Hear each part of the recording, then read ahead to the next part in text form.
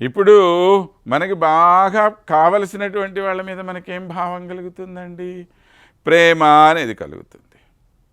మంచిదే, అది ఉంటుంది ఎవరికైనా, కాదనట్లేదు. కానీ ఒకటి కష్టంలో ఉన్నాడు, బాగా ఇబ్బంది పడుతున్నాడు. అలాంటి వాడిని చూడగానే మన మనస్సులో మరింతగా ప్రేమని మించినటువంటి దయ అనేది కలుగుతుంది. ఈ దయ అనేది ఉండటం చేత మనకు చాలా గొప్పదైనటువంటి భాగ్యం లభిస్తోంది. తల్లి కంటి చూపులో ఉండేటువంటిది ఒక ప్రేమ, ఒక దయ అనే రెండైతే, ఆ ప్రేమ అనేది తన అనుకున్నటువంటి ఆ శ్రీమన్నారాయణుడి మీదకి పోతే సాధారణమైన మాలాంటి వారందరి మీద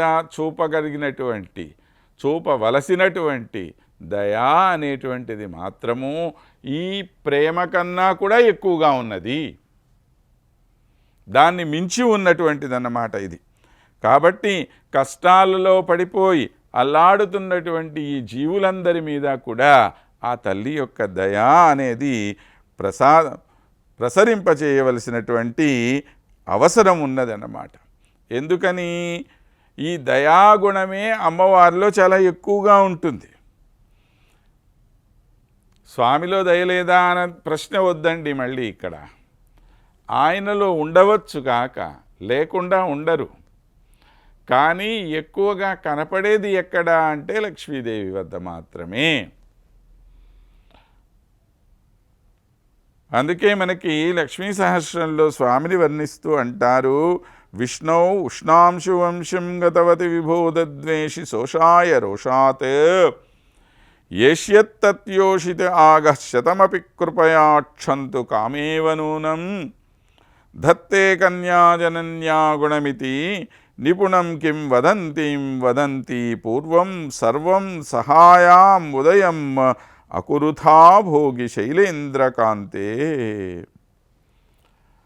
ఆ వెంకటాచలాధీశునికి ప్రియమైనటువంటి ఓ లక్ష్మీదేవి, రాక్షసుల్ని సంహరింపటాని కోసము స్వామి శ్రీరామచంద్రుడిగా సూర్యవంశంలో జన్మిస్తే ఆ రాక్షసుల యొక్క భార్యలైన రాక్షస స్త్రీలందరి యొక్క అపరాధాలని క్షమించటం కోసమే నువ్వు ఇక్కడ సీతాదేవిగా అవతరించావు.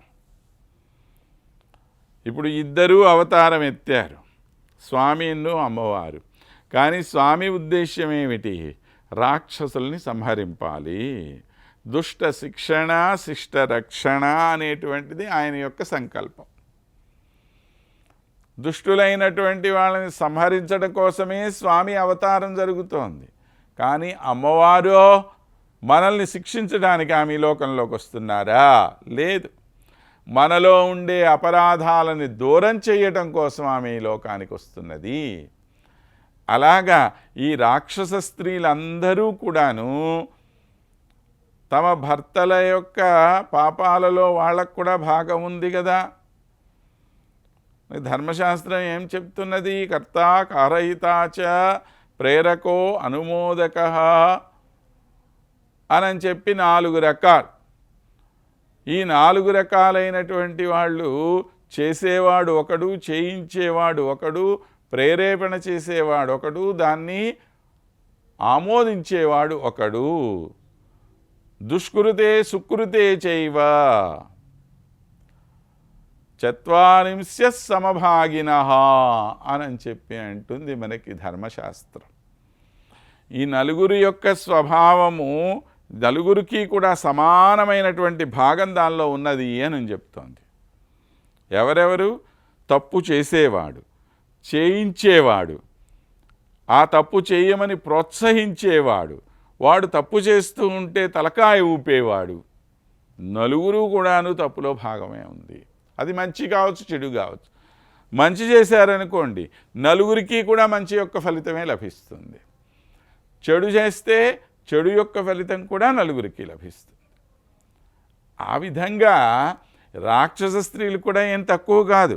వాళ్ళందరికీ కూడాను ఈ చేయబడుతున్నటువంటి దుర్మార్గమైనటువంటి కార్యాల్లో అనుమోదం చేసినటువంటి వాళ్ళు కనుక వాళ్ళకు కూడా భాగస్వామ్యం ఉంది.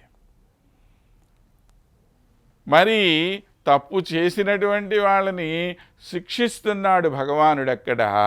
అదే తప్పులో భాగస్వాములైనటువంటి వీళ్ళనేమో అమ్మవారు దయ చూపి వదిలేస్తున్నది. ఈ ఒక్క సంఘటన మనం చెప్పుకుంటే చాలదా? తల్లి యొక్క దయ స్వామి దయ కన్నా కూడా చాలా ఎక్కువైనటువంటిది అనే విషయం తెలుసుకోవటానికి. అటువంటి ఉత్కృష్టమైనటువంటి మహనీయురాలివి నువ్వు. రాక్షస స్త్రీల యొక్క అపరాధాలని క్షమించటానికి ఎక్కడ పుట్టావు? సాక్షాత్తు భూదేవి యొక్క కుమార్తెగా పుట్టావు. భూదేవి గుణమేమిటి? క్షమాగుణం యొక్క పరాకాష్ఠ భూదేవి. ఆమెకున్నటువంటి ఓర్పు ఇంకెవరికీ ఉండదు.